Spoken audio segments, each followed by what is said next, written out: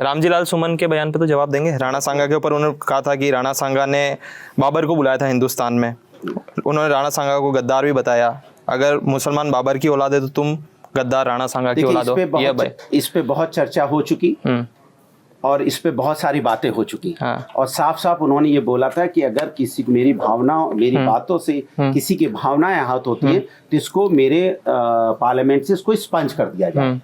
लेकिन बीजेपी को इशू बनाना है। नहीं सर, राजस्थान से मैं आता हूँ, राणा सांगा का काफी महत्व है राजस्थान के अंदर, और इस तरह का तो अखिलेश यादव को डांटना चाहिए था ना, उनको अपने सांसद को डांटना चाहिए था ना कि आप राणा सांगा पे। अब हो गया, आपका सवाल हो गया ना। बिल्कुल सर, मैं पूछ रहा हूँ, मैं लड़ नहीं रहा हूँ सर, मैं पूछ रहा हूँ, जवाब दे रहा हूँ। बिल्कुल, उन्होंने साफ साफ बोला और हम लोगों ने भी साफ साफ इसको बोला और आज भी बोलते हैं राणा सांगा के बारे में हम लोग की, चूंकि राणा सांगा बाकी महान थे, इसमें कोई दो राय नहीं है, सब लोग बोलते हैं। उन्होंने भी बोला पार्लियामेंट से मेरे शब्दों को स्पंज कर दिया जाए, उन्होंने भी बोल दिया। अब उसके बाद क्या बचता है? तो हम बीजेपी की तरह नहीं है कि अपनी बात कह भी देंगे उसके बाद माफी नहीं मांगेंगे, उसके बाद ये नहीं कहेंगे कि नहीं गलत का। उन्होंने कहा मेरी जो भावनाएं आहत होती है उसको स्पंज कर दिया जाए। तो सर इतना माहौल क्यों बनाया गया? नहीं ऐसा बयान दिया ही क्यों? अरे मैं बात समझ में आता है, ये माहौल की बात नहीं, माहौल तो बीजेपी बनाती है ना। करनी सना लेके आप बताइए, आप उनके घर पे धावा बोल देंगे?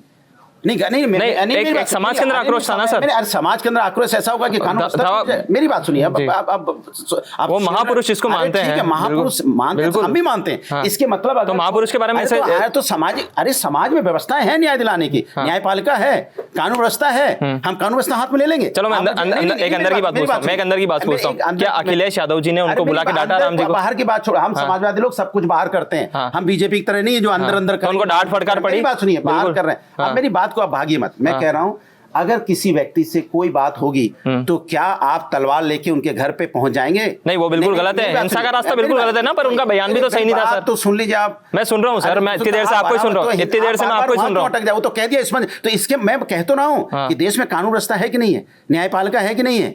क्या आप वहां रैली कर देंगे, किसी घर पे हमला कर देंगे? अरे भाई न्यायपालिका है, सजा मिलेगी। अगर कोई गलत मिलेगा तो आप उस पर एफआईआर कीजिए, न्यायालय से सजा मिलेगी, क्यों नहीं मिलेगी? कोई गलत करेगा तो सजा मिलेगी, हम न्यायपालिका पे हमें विश्वास है ना। लेकिन हम हिंसक नहीं हो जाएंगे, अपना कानून अपने हाथ में नहीं लेंगे। मैं इसकी बात कह रहा हूं। मैं तो खुद क्षत्रिय समाज से आता हूं, जब भी कोई क्षत्रिय की बात होती है तो मैं खुद उसके साथ खड़ा होता हूं। लेकिन हम हिंसक नहीं हो जाएंगे, हम देश के संविधान और कानून को मानेंगे, कानूनी लड़ाई लड़ेंगे, संवैधानिक लड़ाई लड़ेंगे। हम किसी घर पे जाके हमला नहीं कर देंगे, हम संविधान को मानने वाले लोग हैं। इसलिए कानून व्यवस्था बनाए रखने की जिम्मेदारी भारतीय जनता पार्टी की थी, तो इसलिए भारतीय जनता पार्टी की ये वहां पे फेल हुई है।